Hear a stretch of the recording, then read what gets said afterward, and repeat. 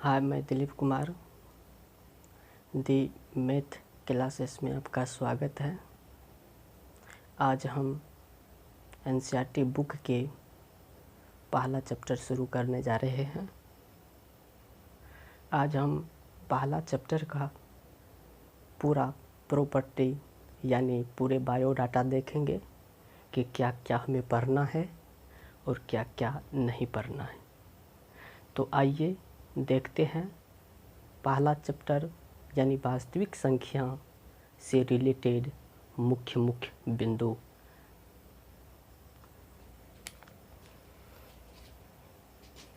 Chapter का नाम है रियल नंबर।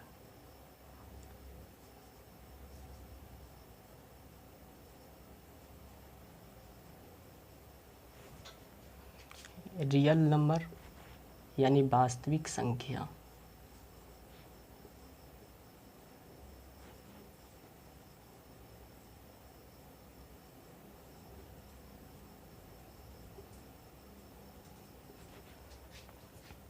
वास्तव में वास्तविक संख्या होता क्या है? वास्तविक संख्या परिमेय तथा अपरिमेय संख्याओं का एक समूह होता है। यानी सीधा शब्दों में कहा जाए तो वास्तविक संख्या परिमेय तथा अपरिमेय कोई भी संख्या हो सकता है। जैसे कि √3/2, 4/3, 5, 7/9 etc।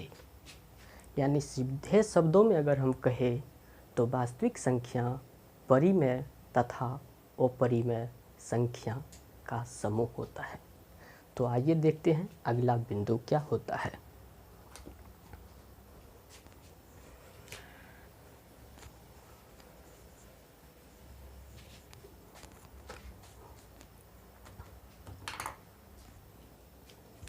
अगला बिंदु है यूक्लिड विभाजन प्रमेय।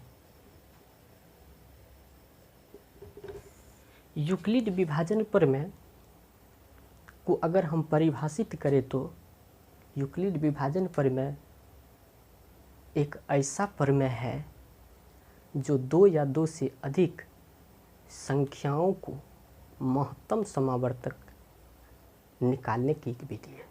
यानी कहे तो यूक्लिड विभाजन प्रमेय दो या दो से अधिक संख्याओं का महत्तम समावर्तक निकालने की एक विधि है। इसका सूत्र होता है A = BQ + R। ये यूक्लिड विभाजन प्रमेय का फॉर्मूला होता है और ये होता है 0 ≤ R यानी V। यानी R जो है 0 या 0 के बराबर हो सकता है और B से हर हमेशा ये छोटा होगा। इसे यूक्लिड विभाजन प्रमेय कहते हैं। इसे अगर समान तरीका से कहा जाए तो यूक्लिड विभाजन प्रमेय दो या दो से अधिक संख्याओं का महत्तम समावर्तक निकालने की एक विधि है। दो या दो से अधिक संख्याओं का महत्तम समावर्तक निकालने की विधि है। इसलिए इसे A = BQ + R से सूचित किया जाता है, जहाँ A भाज्य होता है, B भाजक होता है और Q भागफल होता है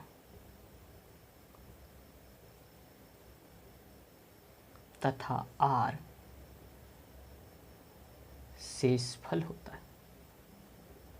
इसलिए यूक्लिड विभाजन प्रमेय को दो या दो से अधिक संख्याओं का महत्तम समावर्तक निकालने का प्रमेय भी कहा जाता है। तो आइए देखते हैं अगला क्या है।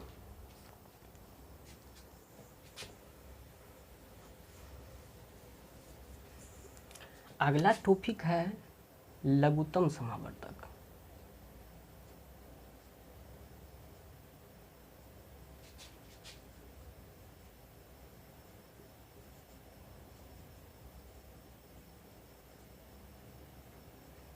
इसको कहे लिस्ट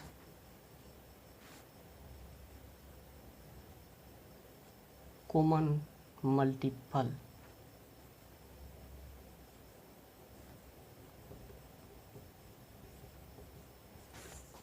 यानी लघुत्तम समावर्तक का पूरा नाम यानी लिस्ट कॉमन मल्टीपल होता है।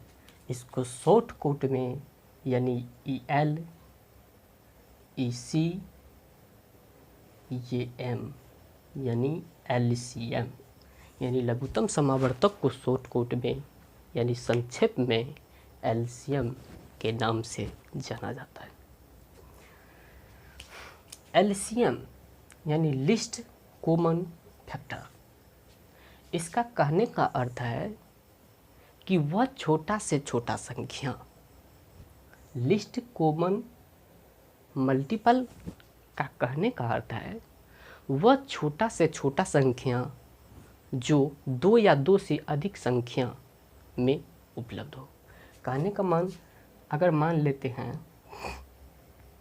10, 15 और 30, इन तीनों संख्या का अगर हमें लघुत्तम निकालना है यानी 10, 15 और 30 का अगर हम लघुत्तम निकालते हैं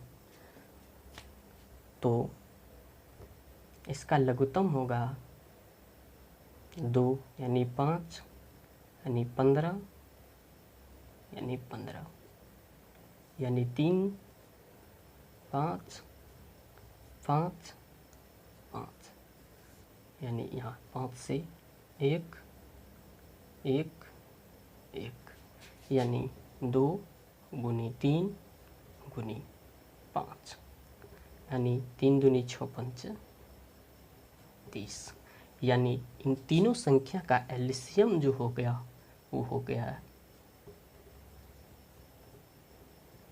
यानी 30। लघुत्तम समावर्तक। लघुत्तम समावर्तक, लघुत्तम समावर्तक, लघु का मतलब होता है कि सबसे छोटा संख्या जो जिसमें इन तीनों से भाग लगे। लघुत्तम समावर्तक कहने का अर्थ है वह सबसे छोटा संख्या, वह सबसे छोटा संख्या जिसमें तीनों से भाग लगे। देखते हैं 10 है, 10 का अगर हम मल्टीपल लेते हैं 10, 20, 30, 40, 50, 60, 70 इस तरह से डॉट डॉट करके बढ़ते जाएगा। अगर 15 का लेते हैं 15, 30, 45, 60, 75 इस तरह से बढ़ते जाएगा। 30 का लेते हैं 30, 60, 90, 120 इस तरह से बढ़ते जाएगा। इन सब में अगर हम देखते हैं, इन सब में अगर हम कॉमन देखते हैं तो 30,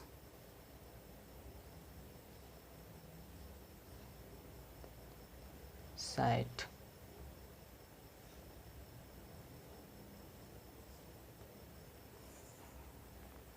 इन सभी संख्या में कॉमन 30 और 60 आ रहा है। इससे आगे भी आ सकता है, लेकिन लघुत्तम समावर्तक कहने का अर्थ है कि हमको सबसे छोटा संख्या लेना है जो तीनों संख्या से भाग लग सके। यानी सबसे छोटा संख्या लेना है जो तीनों से भाग लग सके या 3 से अधिक भी संख्या, जितना भी संख्या होगा सबसे भाग लग सके। तो इसमें सबसे छोटा संख्या है 30। इसलिए इसका एलसीएम जो होगा 30 होगा। यहाँ पर कॉमन यानी 60 आ रहा है, तो 60 हम नहीं ले सकते, 60 हम नहीं ले सकते हैं।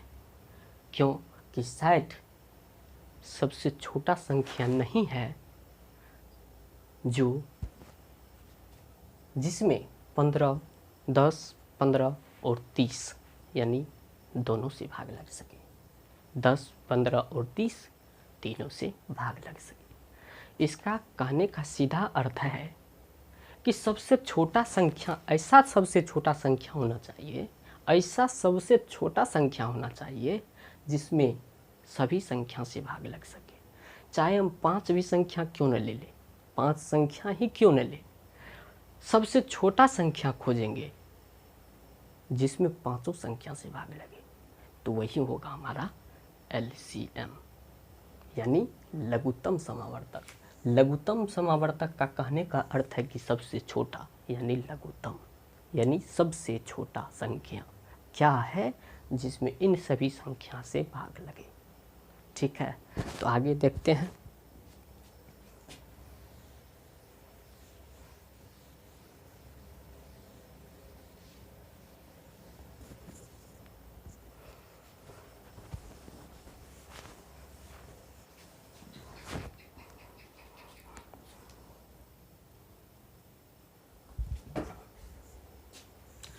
आगे देखते हैं महत्तम समावर्तक।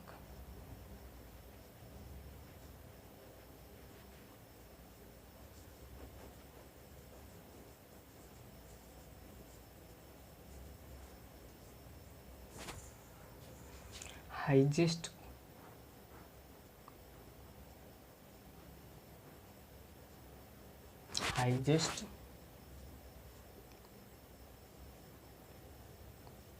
कॉमन फैक्टर यानी महत्तम समावर्तक हाईएस्ट कॉमन फैक्टर। इसको संक्षेप में HCF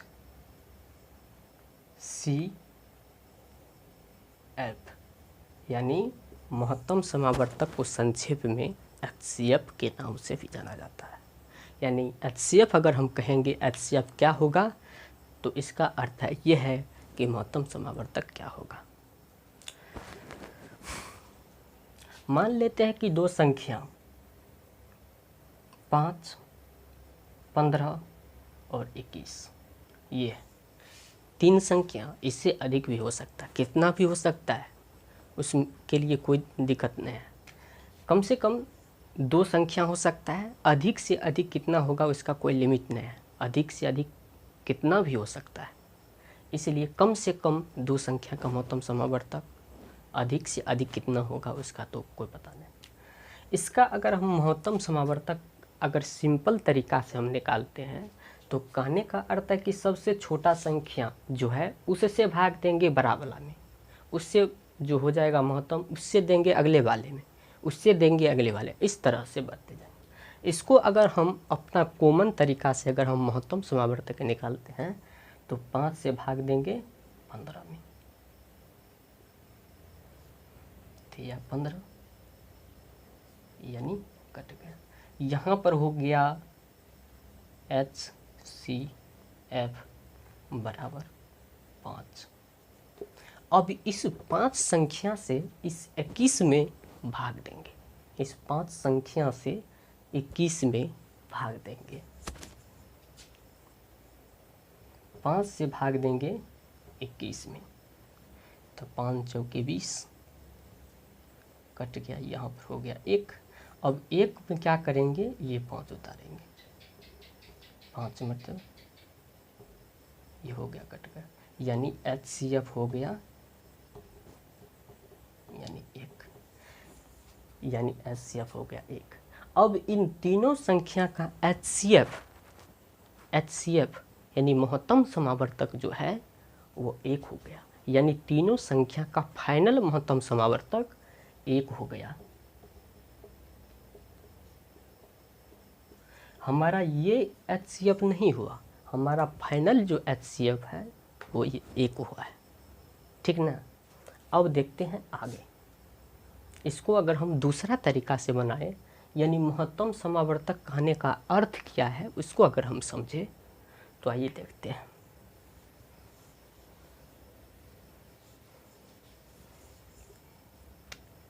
यानी 5, 15, 21।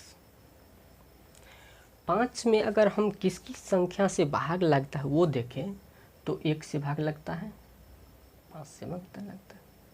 15 को देखें तो 1 से भाग लगता है, 3 से भाग लगता है, 5 से भाग लगता है, 15 से भाग लगता है। 21 को अगर हम देखें तो 1 से भाग लगता है, 3 से भाग लगता है, 7 से लगता है, 21 से लगता है। यानी इन तीनों संख्या में इन संख्या से भाग लगता है। अब इन तीनों संख्या में कॉमन देखेंगे कि कौन सा ऐसा संख्या है जो तीनों में है लेकिन सबसे बड़ी होनी चाहिए। यानी तीनों में सबसे कॉमन क्या है, ये हो गया, ये हो गया, ये हो गया, अब तो दूसरा नहीं है। तीनों में होनी चाहिए, 2 में नहीं, तीनों में। अगर 3 संख्या है तो तीनों में वो संख्या होनी चाहिए, अगर 2 संख्या है तो दोनों में वो होनी चाहिए, अगर 4 संख्या है तो चारों में होनी चाहिए। इसलिए ये 1 जो है 1 तीनों में है, इसलिए इसका HCF जो होगा हो जाएगा 1। आइए एक और उदाहरण लेकर समझते हैं कि क्या हो, कैसे होता है महत्तम समावर्तक।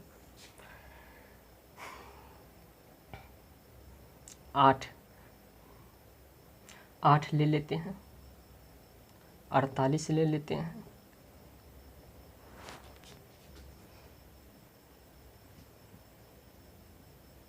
72 ले लेते हैं, ठीक। अब इसको क्या करेंगे, इसमें 1 से लगता है, 2 से लगता है, 4 से लगता है, 8 से लगता है। इसमें 1 से लगता है, 3 से लगता है, 5 से लगता है, 9 से लगता है, 15 से लगता है, 45 से लगता है, 72। 1 से लगता है, 2 से लगता है, 3 से लगता है, 4 से लगता है, 6 से लगता है, 8 से लगता है, 9 से लगता है, 12 से लगता है,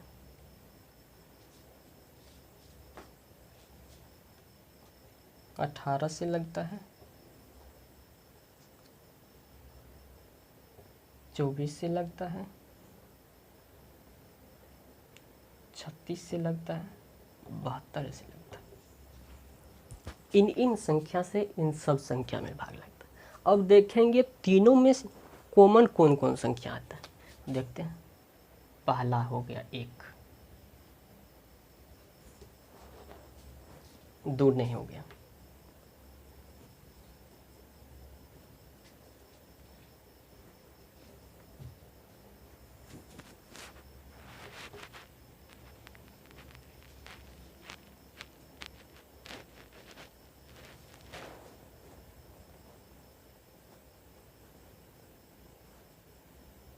इसमें भी 1 ही रह गया, यानी इन सभी का HCF जो है हो गया 1 ही रह गया। यानी इन सभी संख्या में जो भी संख्या होगा बड़ा होना चाहिए। अगर यहाँ पर अगर 8 है तो 8 यहाँ भी रहता, 8 यहाँ भी रहता, 8 यहाँ भी रहता, तो इसका HCF हो जाता 8, यानी सबसे बड़ा वाला होता। यानी इन सभी फैक्टर में जो सबसे बड़ा होता वो इसमें होता है HCF। यानी कहने का मतलब है कि सबसे बड़ी संख्या, महत्तम समावर्तक कहने का मतलब है कि सबसे बड़ी संख्या ऐसा कौन सा है जो इन सभी संख्या में भाग लगे। यानी सबसे बड़ी संख्या कौन सा है जो तीनों में भाग लगे, 4 होगा तो चारों में भाग लगे, 5 होगा तो पाँचों में भाग लगे। यानी सबसे बड़ी संख्या कौन सा है जो इन सभी संख्याओं में भाग लगे। आइए देखते हैं आगे।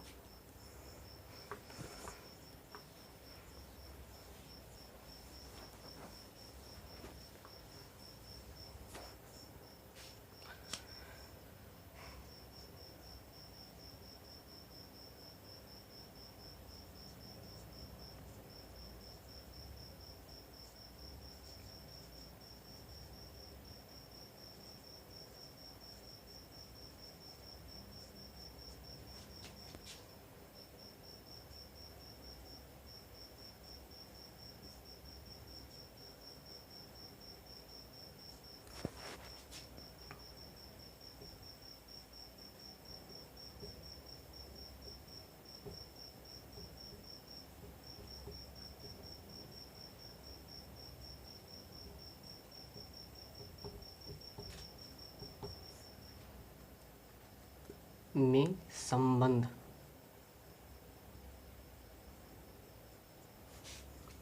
यानी लघुत्तम समावर्तक और महत्तम समावर्तक में क्या संबंध होता है वो देखते हैं। आइए पहला सूत्र देते हैं,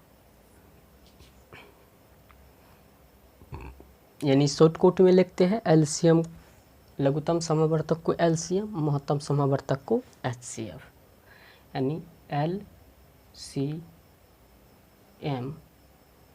गुनी एचसीएफ बराबर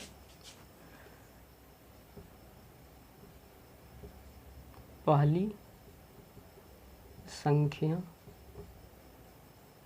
गुनी दूसरी संख्या, यानी एलसीएम गुनी एचसीएफ बराबर पहली संख्या गुनी दूसरी संख्या। आइए अगला निकालते हैं दूसरा। अगर हम एलसीएम बराबर निकालें, तो एलसीएम बराबर अगर हम निकालें तो इन सभी संख्याओं में एचसीएफ से भाग दे देंगे, यानी इसको इधर से भाग दे देंगे, यानी यहाँ दे देंगे एचसीएफ। ठीक, तो यहाँ लिखेंगे पहली संख्या गुनी दूसरी संख्या बटे एचसीएफ। यानी कहने का मतलब है कि एलसीएम निकालेंगे तो बटे में एलसीएम निकालेंगे तो बटे में एचसीएफ दे देंगे, अगर एचसीएफ निकालेंगे तो बटे में एलसीएम दे देंगे।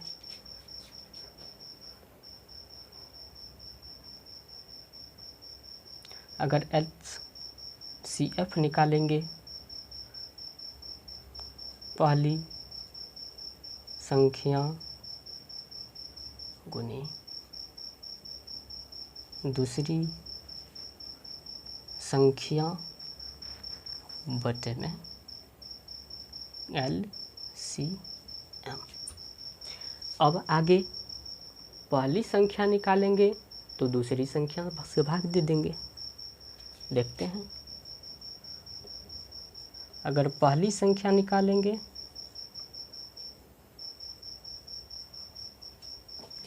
तो ऊपर में देंगे एलसीएम गुनी एचसीएफ, अब बटे में दूसरी संख्या।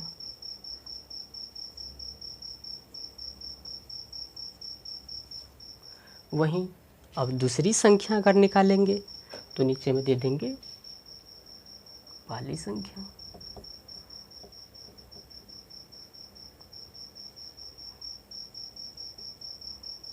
अगर निकालेंगे तो देंगे एलसीएम गुनी एचसीएफ बटे पहली संख्या। यानी कहने का मतलब है कि एक ही सूत्र से पूरा का पूरा हो जाता है। तो मेन रूप से एक सूत्र को याद रखना है इसको, इस सूत्र को याद रखना है।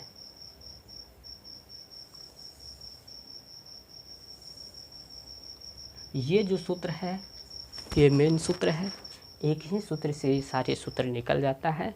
आप लोगों को एक सूत्र याद रखना है, वो है एलसीएम गुनी एचसीएफ, यानी एलसीएम गुनी एचसीएफ बराबर पहली संख्या गुनी दूसरी संख्या। आगे भी सूत्र है, देखते हैं।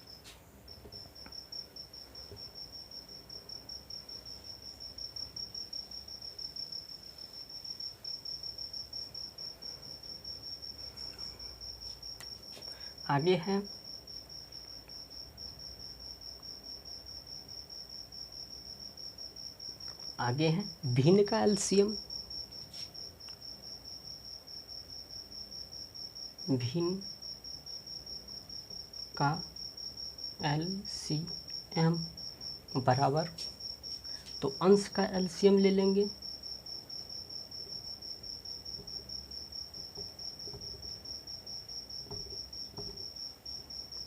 बटा हर का एचसीएफ लेंगे।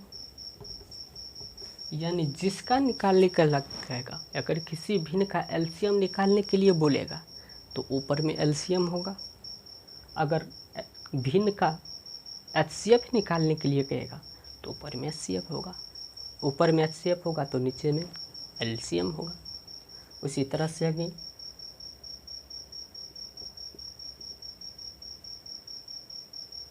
भिन्न का एचसीएफ अगर निकालेंगे तो अंश का एचसीएफ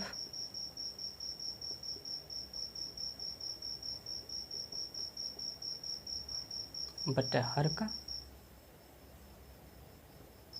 एलसीएम होगा। आइए देखते हैं एक दो ऐसा सवाल जिससे ये सभी संख्या से रिलेटेड पूरा का पूरा कंसेप्ट क्लियर हो जाए। आइए देखते हैं। क्वेश्चन है,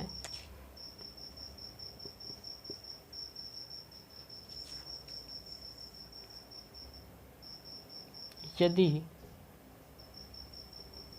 दो संख्या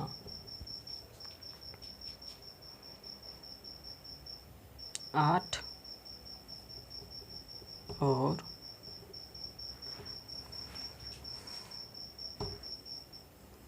24 का एचसीएफ 8 हो तो एलसीएम क्या होगा? इस तरह से होगा। दो संख्या दे दिया, एचसीएफ दे दिया। देखते हैं। पहली संख्या बराबर है 8,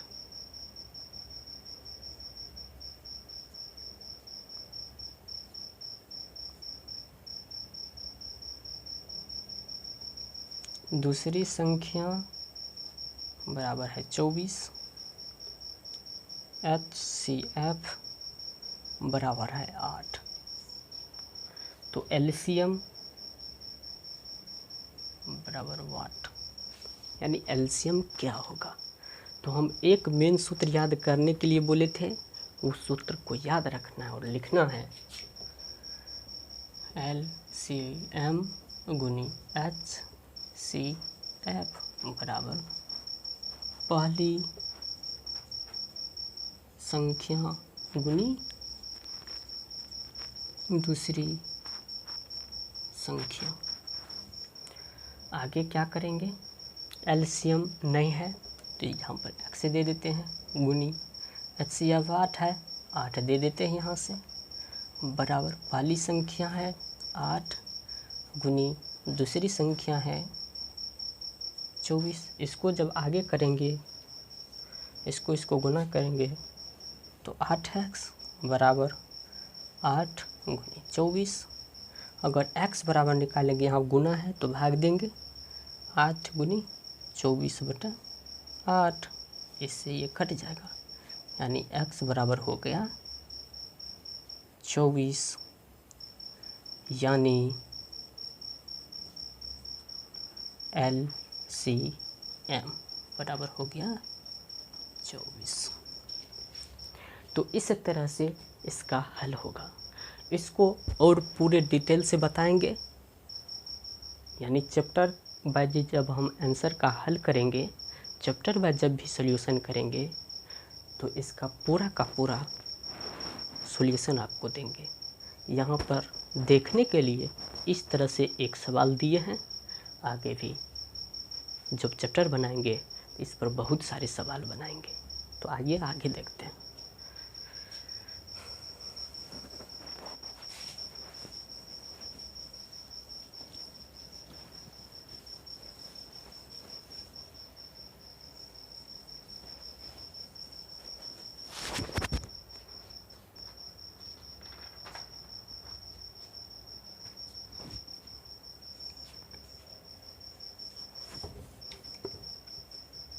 आगे है परिमेय संख्या।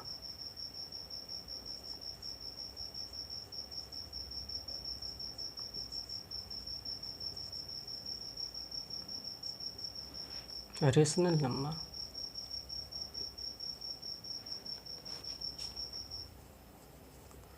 रेशनल नंबर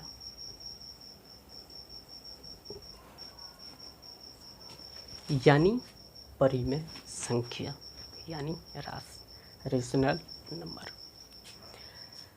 इसका अगर परिभाषा अगर हम कहेंगे तो इसका सीधा परिभाषा है वैसी संख्या जिसे हम P/Q के रूप में लिख सकते हैं। वैसी संख्या जिसे हम P/Q के रूप में लिख सकते हैं उसे परिमेय संख्या कहते हैं। एक बार फिर दोहरा दूँ, वैसी संख्या जिसे हम P/Q के रूप में लिख सकते हैं परिमेय संख्या क्या कहेंगे, कहते हैं। जैसे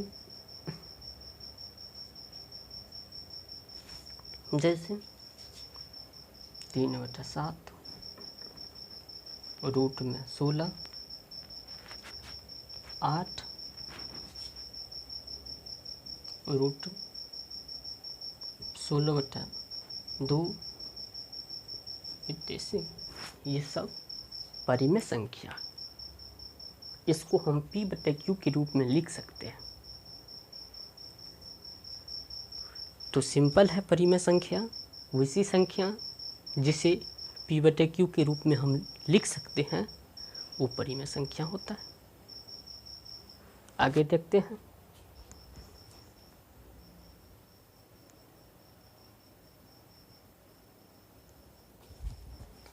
आगे देखते हैं।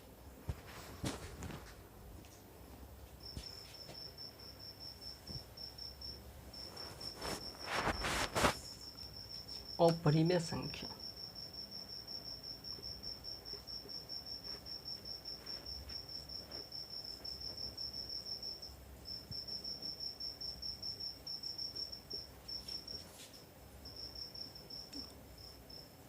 इरेशनल नंबर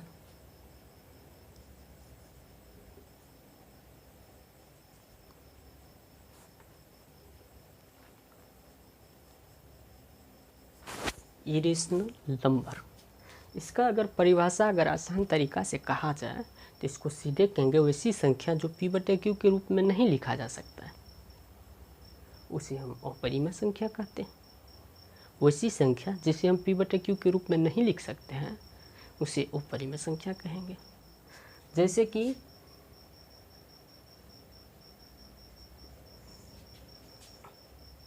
0.0100100001 इस तरह से ये अपरिमेय संख्या।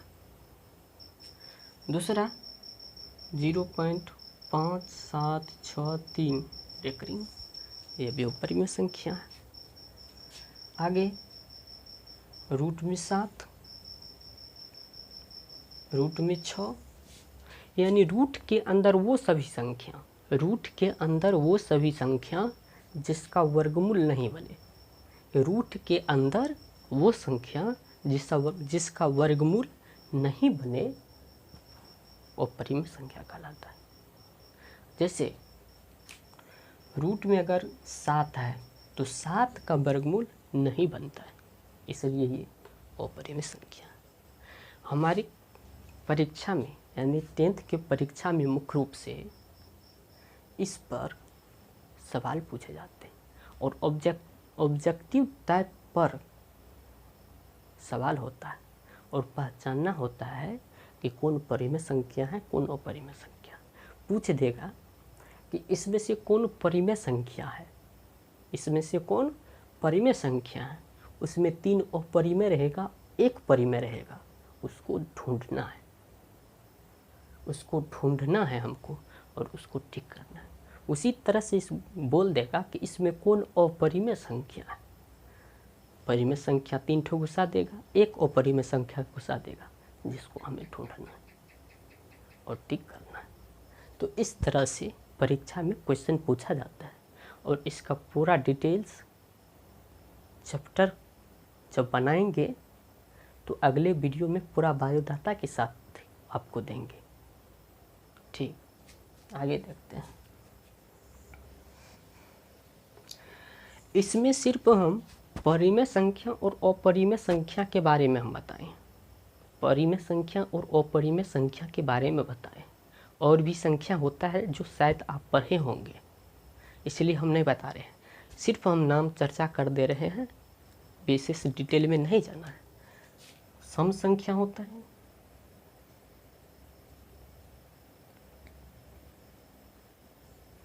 विषम संख्या होता है,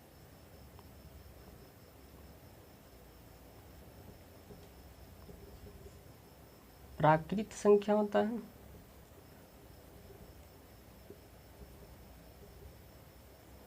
पूर्ण संख्या होता है,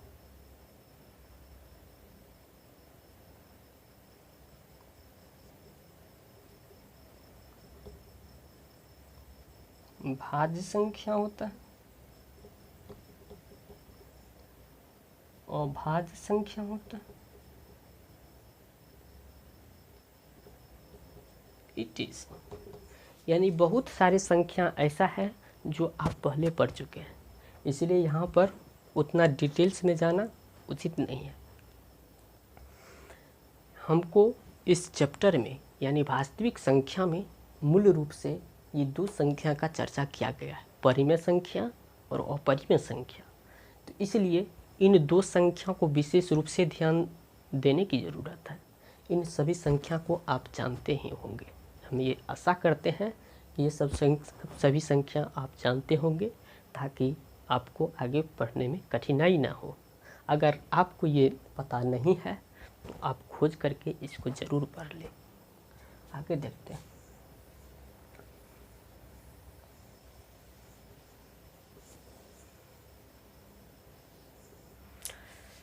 आगे है शांत और अशांत, यानी कोई भी को हम कैसे समझेंगे कि शांत है और कैसे समझेंगे कि वो अशांत है। यानी किसी भिन्न को हम कैसे समझेंगे कि वो शांत है और कैसे समझेंगे कि वो अशांत है। तो आइए देखते हैं।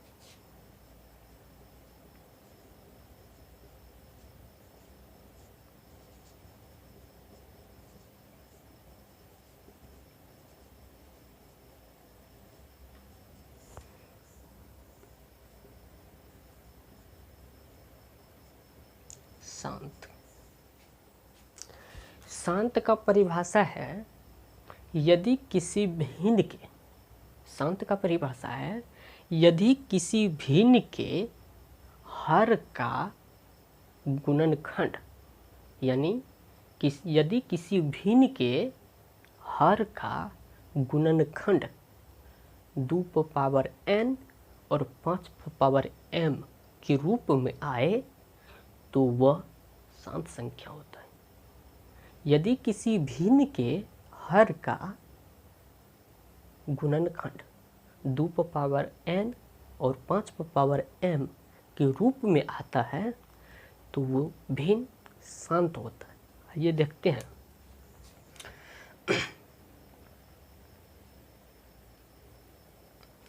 10/50।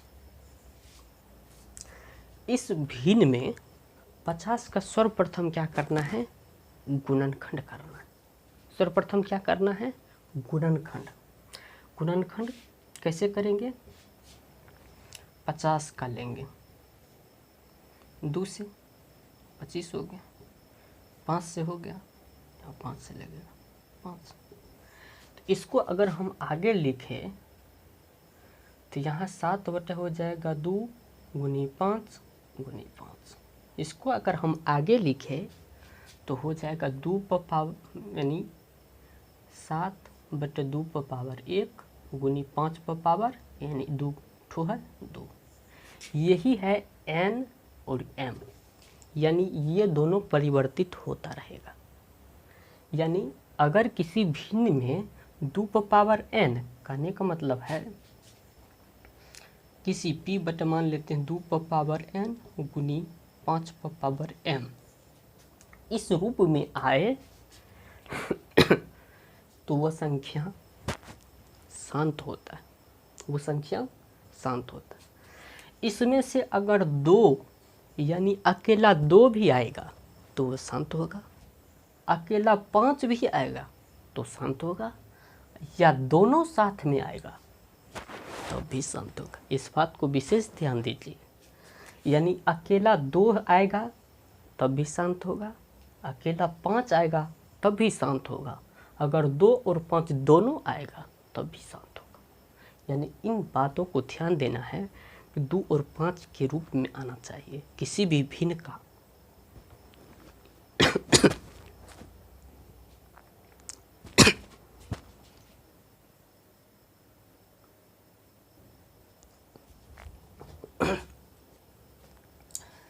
तो इस तरह से शांत का है। उसी में अशांत है। अशांत यानी नीचे में 2 और 5 के सिवा कोई भी संख्या आ जाएगा तो उसको अशांत कहेंगे। यानी 2, 5 के सिवा कोई भी संख्या अगर नीचे में आ गया तो उसको अशांत कहेंगे। अगर इसका परिभाषा कहे, यदि किसी भिन्न के हर के गुणनखंड 2 पर पावर n और 5 पावर m के अतिरिक्त कोई दूसरा संख्या आ जाए तो वो संख्या अशांत होता है, उसका दशमलव प्रसार शांत नहीं होता है, यानी अशांत होता है।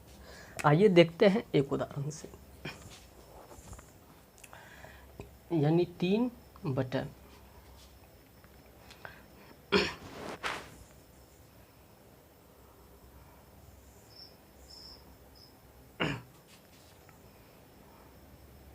300, 300 नहीं 700। तो सर्वप्रथम इसको क्या करेंगे? गुणनखंड करेंगे। गुणनखंड करेंगे यानी 700 का 200 350, इसका करेंगे 2 से,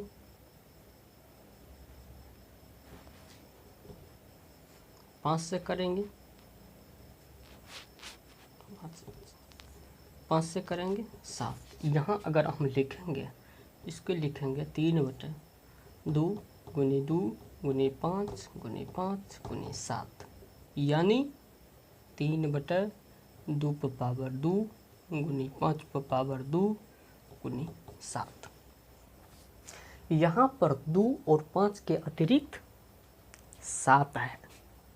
2 और 5 के अतिरिक्त नीचे में, ऊपर में कुछ भी हो सकता है, ऊपर में कुछ भी हो सकता है, लेकिन नीचे में देखना है सिर्फ कि 2 और 5 के सिवा कोई संख्या आया है।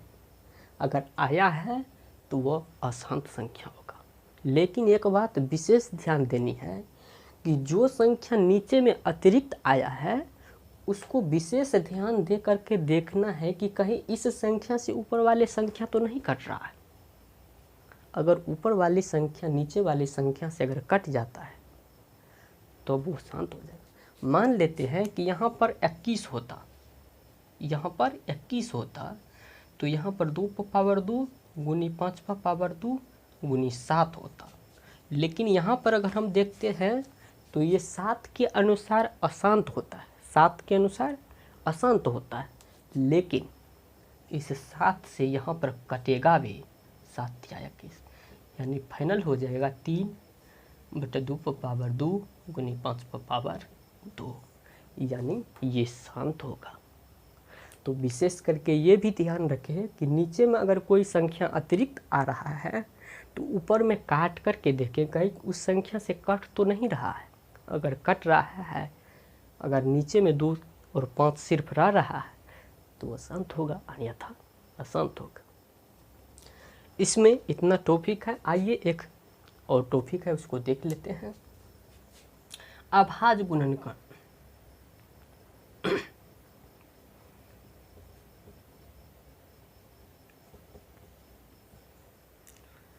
अभाज्य गुणनखंड।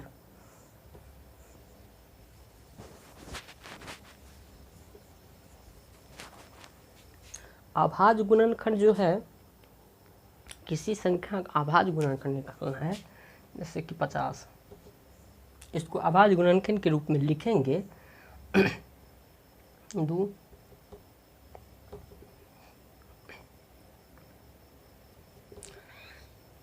5, तो इसको लिख देंगे 2 गुनी 5 गुनी 5 या 2 गुनी 5 के स्क्वायर। ये होता है अभाज्य गुणनखंड। 5-10 संख्या दे देगा, 5 या 10 संख्या दे देगा, कोई भी संख्या दे देगा, उसको बोल देगा कि अभाज्य गुणनखंड के रूप में लिखे, अभाज्य गुणनखंड के रूप में व्यक्त करें। तो इस तरह से गुणनखंड करके उसको गुणा के रूप में लिख देना है। ये भी हो सकता है आंसर, ये भी हो सकता है आंसर, ठीक ना। तो इस तरह से इस चैप्टर का पूरे डिटेल्स आपको यहाँ पर दे दिए हैं। अगर आपको ये वीडियो अच्छा लगे तो इसको सब्सक्राइब कीजिए, ताकि आगे जब भी मैं वीडियो डालूँगा तो आपको नोटिफिकेशन मिलती रहे। धन्यवाद।